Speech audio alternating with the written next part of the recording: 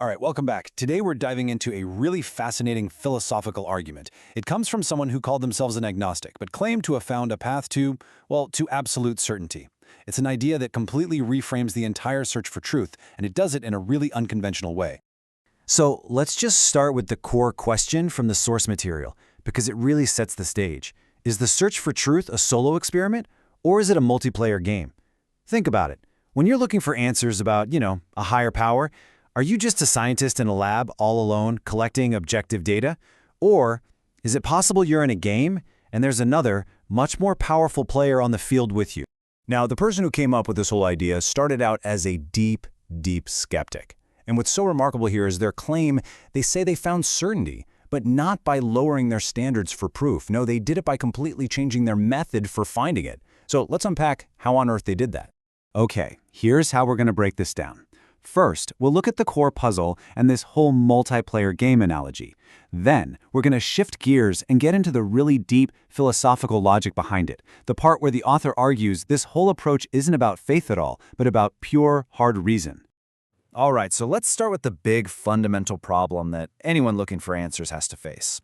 If there is a God or some source of ultimate truth out there, why isn't the proof just available? Why isn't it universally clear for everyone to see?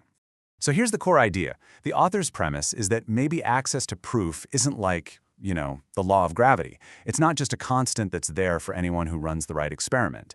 Instead, what if it's controlled? What if an almighty being could literally choose who to give the proof to and who to, withhold it from, based on some kind of criteria?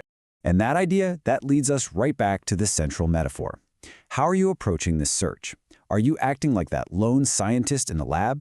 Or are you a player in a game up against someone far more powerful who, by the way, gets to set all the rules? Okay, this contrast is absolutely crucial.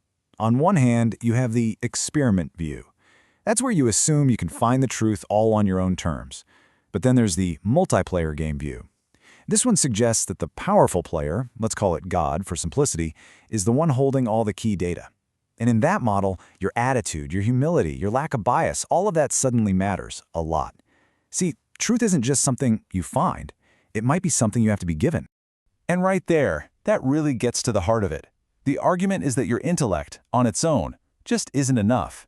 The other player, they have to be willing to let you win. They have to decide to give you those missing pieces of the puzzle that could finally lead to certainty. Okay, so if it's a game, then the obvious next question is, how do you play it? What are the rules? Well, the author actually suggests a very concrete strategy for someone who's an agnostic seeker. So here's the practical game plan according to the author. It all starts with a genuine, aggressive, and totally unbiased search. You got to remove your ego from the equation. It even suggests using prayers, but not as statements of belief. Think of them more like sincere requests for guidance, for truth, whatever that truth ends up being. The real key here is that you're trying to figure out and meet the other player's standards, not just your own. And the whole thing has to be done with humility. Now, let's be super clear about something. This strategy does not mean you just abandon reason. The author is adamant that you should hold on to your genuine doubts. This is not about blind faith or blind acceptance. It's about positioning yourself to receive proof that is actually genuinely convincing to you. Okay, so we've explored this whole game analogy. But now, let's pivot. What's the logical foundation for all this? Because this is where the argument takes a really deep philosophical turn. So buckle up. To really build this argument from the ground up, we have to go back to the very beginning of knowledge itself. I mean, what is the one thing, the single thing that anyone can really be certain of? Like 100% absolutely certain.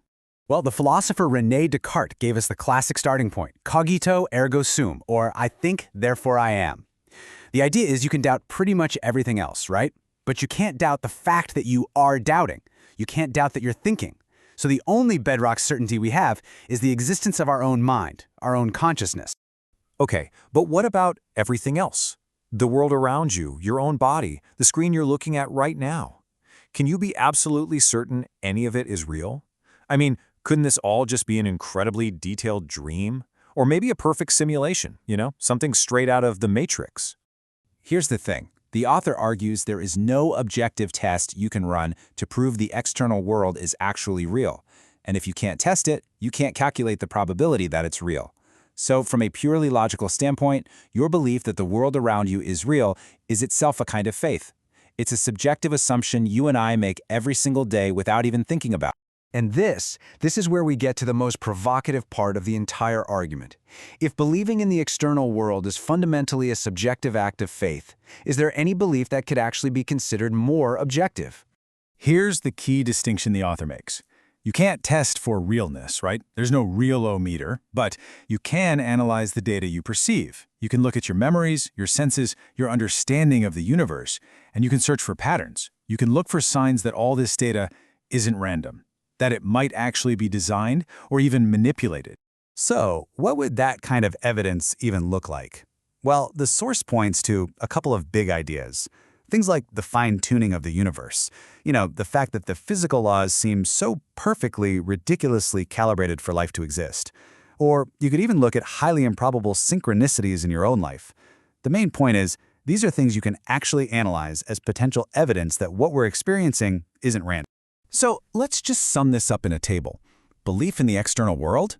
There's no objective framework to calculate its probability, so the author says it's a subjective belief. It's faith.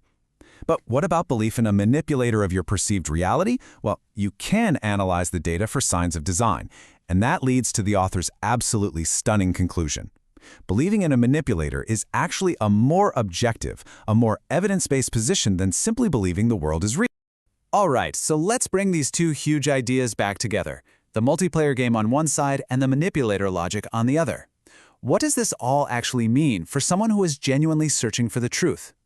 The author's core thesis is basically this. That strategy we talked about, playing the multiplayer game, acting with humility, trying to meet a higher standard, that's not just some hopeful leap of faith.